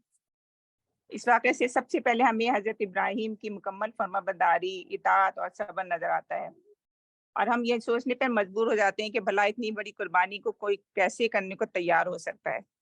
यानी मैं और आप तो ये सोच कर ही हमारे रोंगटे खड़े हो जाते हैं कि भला कोई अपने बच्चे को भी अपने हाथों कुर्बान कर सकता है।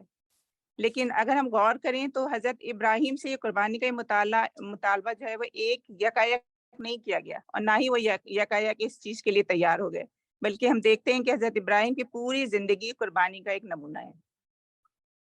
और अगर मैं ये कहूँ कि उनकी पूरी ज़िंदगी कुर्बानी की एक तफसीर है, तो ये भी बिल्कुल सही होगा।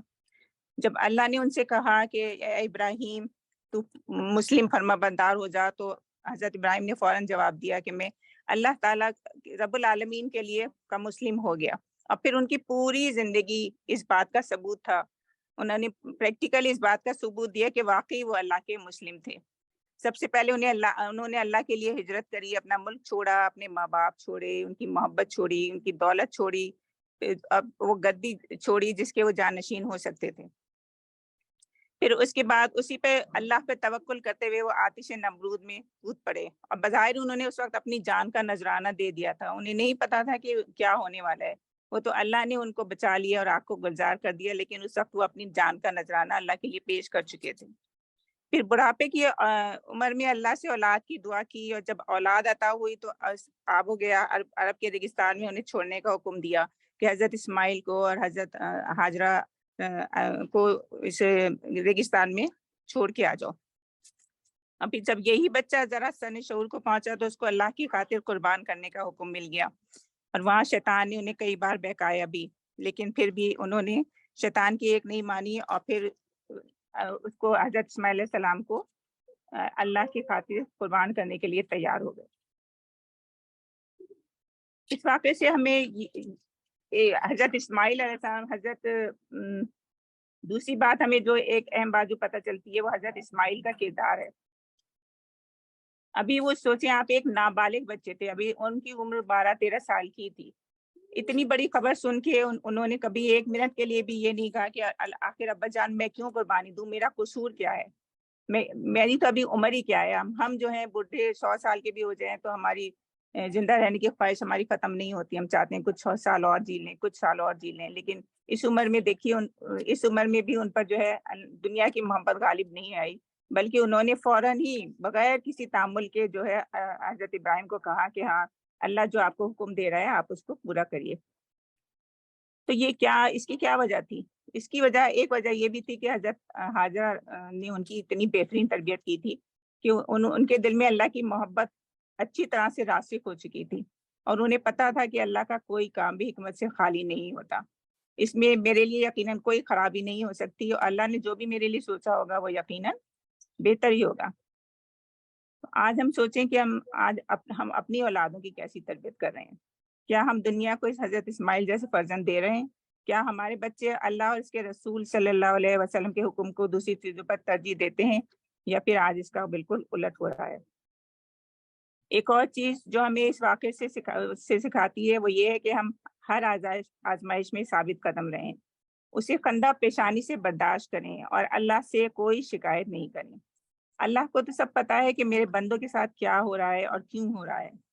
आज़माइशें इंसान के ईमान को निखारती हैं, इसके ईमान को मजबूत करती हैं, और इसके गुनाहों को धोती हैं, और इसके दर्जात बुलंद करती हैं। اس واقعے سے ہمیں ایک بات اور یہ بھی پتہ چلتی ہے کہ اللہ تعالیٰ خلوص نیت سے کی ہوئی کسی بھی قربانی کو رائے گاہ نہیں جانے دیتا اور اسے قبول کرتا ہے اور پھر اس کا اجر بھی عطا کرتا ہے۔ قربانی جتنی بڑی ہوگی پھل بھی اتنا ہی بڑا ہوتا ہے۔ حضرت ابراہیم کی قربانی کی نظیر دنیا پیش نہیں کر سکتی، تو پھر اللہ نے انہیں اجر بھی اتنا ہی عظیم دیا کہ رہتی دنیا تک مسلمانوں میں ان کی سنت کو جاری و ساری کر دیا۔ اسی طرح حضرت حاجرہ کی قربانی بھی رائے گاہ نہیں گئی اور حج اور عمرے میں صحیح کی صورت میں ان کی یاد کو ہمیشہ کے لیے اللہ نے جاویدہ کر دیا۔ اب قرآن اور سنت کی نظر میں ہم دیکھتے ہیں کہ اس قربانی کے بارے میں اللہ نے کیا فرمایا ہے۔ سورہ حج میں اللہ نے فرمایا ہے، اس کی میننگ اس طرح سے ہے کہ تقریباً تمام انبیاء کی شریعت میں قربانی کسی نہ کسی شکل میں موجود رہی ہے۔ سورہ حج میں ایک اور آیت میں اللہ نے فرمایا ہے کہ اللہ کو نہ ان جانوروں کے گوشت پہنچتے ہیں اور نہ ان کا خون پہنچتا ہے، اسے تو صرف تمہارا تقوی پہنچتا ہے۔ دراصل اور یہی تقوی قربانی کی روح ہے۔ اگر دل میں تقوی نہیں ہے تو قربانی میں کوئی روح نہیں۔ سورہ مائدہ میں ہے، اور انہیں آدم کے 2 بیٹوں کا قصہ ٹھیک ٹھیک سناؤ۔ جب ان دونوں نے قربانی کی تو ان میں سے ایک کی قربانی قبول کی گئی اور دوسرے کی قربانی قبول نہ کی گئی، تو اس نے کہا میں تجھے مار ڈالوں گا۔ دوسرے نے جواب دیا اللہ تو متقیوں ہی کی قربانی کو قبول کرتا ہے۔ تو میری بہنوں، تقوی اور جانثاری کے جذبات اس طرح پیدا نہیں ہوتے کہ ہم گائے بگائے خدا کو یاد کر لیں اور کچھ مخصوص رسومات ادا کر لیں اور اس کے بعد اپنے افکار، خیالات، احساسات اور معاملات اور اخلاق میں آزاد رہیں، جو چاہیں سوچیں، جو چاہیں کریں۔ جب ہم یہ عہد کرتے ہیں کہ میں رب العالمین کا مسلم ہوں، تو اس کی کہاں گنجائش رہ جاتی ہے کہ ہم اپنے منمانے طریقوں پر عمل کریں۔ حدیث میں ہے، یہ ترمذی اور ابن ماجہ کی حدیث ہے، حضرت عائشہ رضی اللہ عنہ اس کی راوی ہیں کہ آپ صلی اللہ علیہ وسلم نے فرمایا کہ یوم نہر یعنی 10 ذی الحجہ کو اللہ تعالیٰ کو سب عبادتوں سے زیادہ پسندیدہ عبادت قربانی ہے، اور آخرت میں قربانی کا جانور اپنے اون، بال اور کھان اور سینگ کے ساتھ حاضر ہوگا۔ تو ہمارے پروفٹ صلی اللہ علیہ وسلم ہمیشہ جو ہے 2 جانور کی قربانی فرماتے تھے۔ یہ احمد اور طبرانی کی حدیث ہے، ایک امت کی طرف سے اور ایک اپنی طرف سے۔ اور قربانی کہا جاتا ہے کہ ایک سفید دمبے کی شکل میں 2 سینگ والا دمبا تھا، جو اور کچھ لوگ یہ کہتے ہیں کہ یہ وہ دمبا تھا جو حابیل نے قربانی کے لیے پیش کیا تھا اور وہ اٹھا لیا گیا تھا، پھر اس کو جو ہے وہ اللہ نے دوبارہ حضرت ابراہیم کو یہ بھیجا تاکہ اس کی قربانی کر سکیں۔ تو قربانی کے کچھ مسائل ہوتے ہیں، کچھ اس کو ہم دیکھ لیتے ہیں۔ حضرت ام سلمہ سے روایت ہے کہ آپ صلی اللہ علیہ وسلم نے فرمایا، جس شخص نے قربانی کی نیت کی اور جانور خرید لیا تو پہلی ذی الحجہ سے قربانی کرنے تک اپنے بال اور ناخن نہ کاٹے۔ ٹھیک ہے، قربانی کس کس پر واجب ہوتی ہے؟ قربانی ہر عاقل، بالغ، مرد، عورت، آزاد اور مقیم پر واجب ہوتی ہے جو صاحب نصاب ہو۔ یعنی اگر کوئی شخص مسافر ہے تو وہ قربانی نہیں کرے گا۔ اب جب بھی ہم حج پہ جا رہے ہوتے ہیں تو زیادہ تر ہم مسافر ہی ہوتے ہیں، ٹھیک ہے نا، کیونکہ ہم اگر یہاں سے آپ 20 دن کے لیے بھی جائیں، 25 دن کے لیے بھی جائیں، تو یہاں سے آپ جائیں گی، پھر تھوڑے دن کے بعد آپ عرفات چلی جاتی ہیں، ہے نا، پھر اس کے بعد مینا چلے جاتے ہیں، پھر مدینہ چلے جاتے ہیں، تو ایک جگہ تو 15 دن آپ کا قیام ہوتا نہیں ہے، تو وہاں پہ مسافر رہتے ہیں، اس لیے مسافر کے اوپر قربانی واجب نہیں ہے۔ لیکن اگر آپ کر لیں تو ثواب ہے، لیکن مقیم پر واجب ہے، مسافر پہ قربانی واجب نہیں ہے۔ اب یہ ایک کنفیوژن رہتا ہے کہ وہاں جو حاجی جو قربانی کرتے ہیں وہ جیسے یہی والی قربانی ہوتی ہے، یہ والی قربانی نہیں ہوتی، بلکہ حج تمتع اور حج قران میں جو قربانی کی جاتی ہے وہ شکرانے کے طور پہ کی جاتی ہے۔ جبکہ تیسرا حج جو ہوتا ہے وہ جس میں ہم حج اور عمرہ ملا کے کرتے ہیں، حج تمتع میں بھی اور حج قران میں بھی حج اور عمرہ ملا کے کیا جاتا ہے۔ ہمارے پروفٹ نے حج قران کیا تھا، اور حج قران میں کیا ہوتا ہے کہ آپ جب احرام باندھ لیتے ہیں تو پھر اتارتے نہیں ہیں، عمرہ کرنے کے بعد احرام اتارتے نہیں ہیں، بلکہ حج کرنے کے بعد ہی اتارتے ہیں۔ جبکہ حج تمتع میں کیا ہوتا ہے کہ آپ احرام باندھتے ہیں، عمرہ کرتے ہیں، پھر اس کو کھول دیتے ہیں، پھر اس کے بعد 8 تاریخ کو جب منا کے لیے روانہ ہوتے ہیں اس وقت آپ دوبارہ احرام باندھتے ہیں۔ تو ان دونوں حج میں، جس میں حج بھی ہوتا ہے اور قربانی بھی ہوتی ہے، تو شکرانے کے طور پہ قربانی کی جاتی ہے۔ اور جبکہ حج افراد جو صرف ان لوگوں کے لیے ہوتا ہے جو وہاں کے مقیم ہوتے ہیں، میقات کے اندر رہتے ہیں، تو صرف وہ لوگ جو ہے وہ عمرہ نہیں کرتے، خالی جو ہے حج کرتے ہیں وہ لوگ، تو وہ لوگ قربانی بھی نہیں دیتے تھے، ٹھیک ہے، وہ لوگ قربانی بھی نہیں دیتے، تو وہ قربانی جو ہے وہ حج تمتع اور حج قران والوں کے لیے ہوتی ہے، حج افراد والوں کے لیے نہیں ہوتی۔ اچھا، دوسرا صاحب نصاب، نصاب کیا ہوتا ہے؟ صاحب نصاب وہی ہے جو زکوٰۃ کے لیے ہوتا ہے، جیسے صاحب نصاب وہی ہوتا ہے جو زکوٰۃ کے لیے، جیسے آپ کو ہوتا ہے نا کہ اگر آپ کے پاس 52 تولہ چاندی اور 7.5 تولہ سونا ہے تو اس کے لیے جو ہے وہ صاحب نصاب کہلاتا ہے۔ لیکن زکوٰۃ کے لیے تو آپ کو پتا ہے کہ 1 سال گزرنا ضروری ہوتا ہے۔ لیکن اگر آپ حج کے قربانی کے ان 3 دنوں میں 10 11 12 ان 3 دنوں میں کسی بھی وقت صاحب نصاب ہو جائیں، آپ کے پاس اتنی قیمت آ جائے جو برابر ہو 52 تولہ چاندی یا 7.5 تولہ سونے کے، تو آپ کے اوپر قربانی واجب ہوتی ہے۔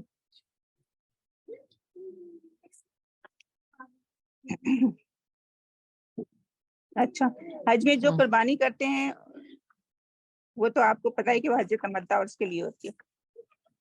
حج کے جانور کون کون سے ہوتے ہیں؟ حج کے جانور جو ہیں بکری، بھیڑ، دمبا، گائے، بیل، بھینس، اونٹ اور اونٹ ہوتے ہیں۔ ان کے علاوہ کسی اور جانور کی قربانی درست نہیں ہے۔ بکری کم از کم 1 سال کی ضرور ہونی چاہیے، گائے کم از کم 2 سال کی، اور اونٹ کم از کم 5 سال کا ہونا ضروری ہے۔ اس عمر میں یہ ہوتا ہے کہ نیچے کے جو دانت ہوتے ہیں وہ دودھ کے دانت نکل کے مضبوط دانت آ جاتے ہیں، یعنی کہ جب بکری 1 سال کی ہوتی ہے تو اس کے 2 دانت نکل آتے ہیں، اسی طرح گائے جب 2 سال کی ہوتی ہے تو اس کے بھی 2 دانت نیچے کے نکل آتے ہیں، اور اونٹ کے بھی۔ لیکن اگر آپ کو پتا ہے آپ نے جیسے کوئی بھی جانور خریدا ہے بکری اور وہ 1 سال کا ہو گیا ہے، بکری جیسے آپ نے خریدی 1 سال کی ہو گئی ہے اور اس کے 2 دانت نہیں نکلے ہیں، لیکن آپ کو یقین ہے کہ وہ 1 سال کی ہو گئی ہے، تو اس کی قربانی ہو جائے گی۔ ٹھیک ہے، تو یہ بات آپ کو یاد رکھنی ہے کہ بکری کے لیے ایک سال، اور ورنہ اگر آپ کو نہیں پتا اس کی عمر کیا ہے تو پھر اس وقت آپ کو دانت دیکھنے ضروری ہے کہ دانت دیکھیں گے کہ 2 دانت اس کے ہیں یا نہیں ہے۔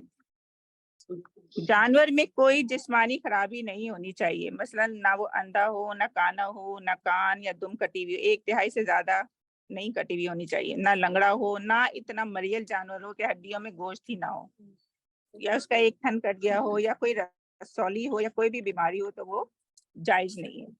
قربانی کا وقت کیا ہے؟ اچھا، ذی الحج کی 10ویں تاریخ کو عید کی نماز کے بعد سے لے کر 13ویں تاریخ کے سورج ڈوبنے تک، ٹھیک ہے، قربانی کی جا سکتی ہے۔ 13 تو 4 دن نہیں ہو جائیں گے؟ 13 تک کہ 13ویں کو مینا سے واپسی ہے نا، تو جب تک جانور قربان کیا جا سکتا ہے۔ ٹھیک ہے۔ تو اس میں یہ ہوتا ہے کہ اگر آپ شہر میں رہ رہے ہیں اور وہاں پہ عید کی نماز ہوتی ہے تو اس وقت آپ جو ہے عید کی نماز پڑھنے کے بعد قربانی کریں گے۔ لیکن اگر آپ کسی گاؤں وغیرہ میں رہ رہے ہیں اور وہاں پہ عید کی نماز نہیں ہوتی تو فجر کی نماز مطلب طلوع فجر کے بعد سے قربانی کا وقت شروع ہو جاتا ہے، اور اس وقت آپ جو ہے وہ قربانی کر سکتے ہیں۔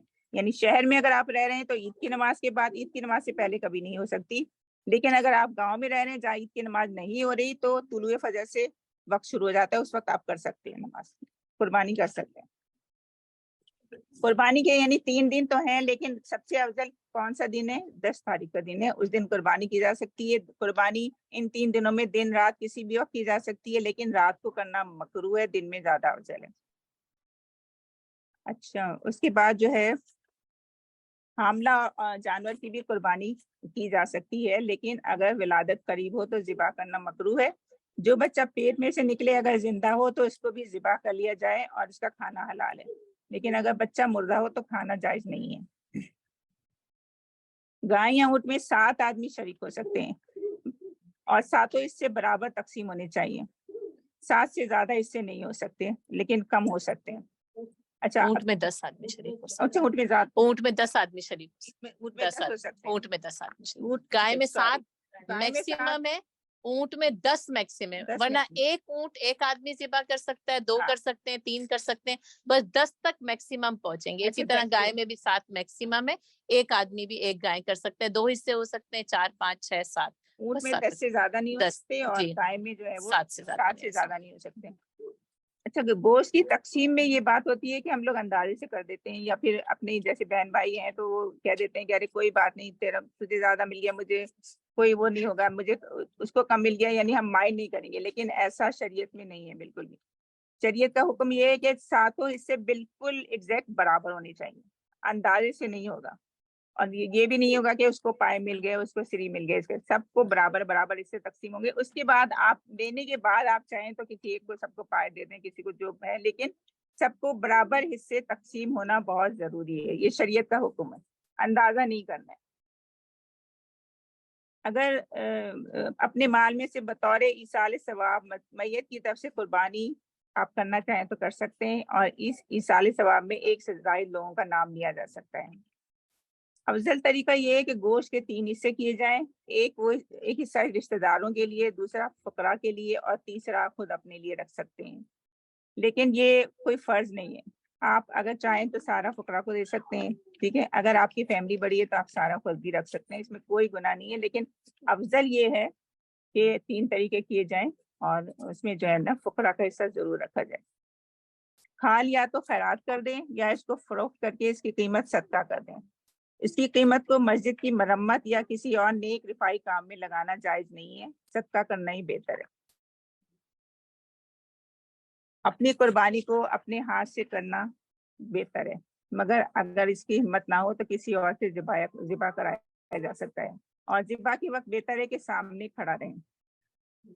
قربانی کرتے وقت زبان سے نیت کے الفاظ کہنا اور دعا پڑھنا ضروری نہیں ہے۔ اگر دل میں قربانی کی نیت تھی اور زبان سے بسم اللہ اللہ اکبر کہہ کر ذبح کر دیا تو بھی بہتر ہے، لیکن اگر یاد ہو تو دعا پڑھ لینا بہتر ہے۔ قربانی کے بعد کی دعا ہے اللہم تقبل منی کما تقبلت من حبیبک محمد و خلیلک ابراہیم علیہ الصلاۃ والسلام۔ جس پر قربانی واجب تھی لیکن اس نے برسوں قربانی نہیں کی تو وہ گناہ کی معافی بھی مانگے، اور جتنے سالوں کی قربانی کی اس قدر قربانی نہیں کی اس قدر اس کا صدقہ کر دے، ٹھیک ہے۔ تو یہ تو قربانی کے بارے میں تھا۔ تو اب ہمارا کیا فرض بنتا ہے کہ ہمارا تھوڑا سا میں اور آپ تھوڑا سا اس بات کا عہد کریں کہ کوئی کسی چیز کی ہم اتنی بڑی بڑی قربانیاں تو ہم نہیں دے سکتے جیسے حضرت ابراہیم نے دی ہے، تو ہم تو اس کا مقابلہ نہیں کر سکتے، تو لیکن کم از کم تھوڑا سا ہم یہ کر سکتے ہیں کہ آج یہ عہد کر لیں کہ ہم اپنی تھوڑی سی نیند کی قربانی دیں گے انشاءاللہ اس سال نیند کی، اور ضرور اپنا جو ہے وہ تہجد کی نماز پڑھا کریں گے انشاءاللہ۔ میں بھی اور آپ بھی آج یہ عہد کریں کہ ہمیں اس سال جو ہے وہ ہمیں نیند کی قربانی دینی ہے نا، نیند کی قربانی دینی ہے، اور انشاءاللہ تعالیٰ اپنی تہجد جو پڑھتے ہیں وہ تو بہت اچھی بات ہے، جو کنٹینیو کریں، اللہ میاں ان کو استقامت دے، لیکن جو نہیں پڑھتے تو اللہ میاں ہمیں توفیق دے کہ ہم اس سال کچھ نہ کچھ قربانی کے لیے ضرور کریں، اور وہ تھوڑی یہ تو ہم سب کر سکتے ہیں کہ تھوڑا سا اپنی نیند کی قربانی دیں، اور انشاءاللہ تعالیٰ تہجد کی نماز کو ہم تو جاری کریں۔ السلام علیکم ورحمۃ اللہ وبرکاتہ۔ وعلیکم السلام ورحمۃ اللہ وبرکاتہ۔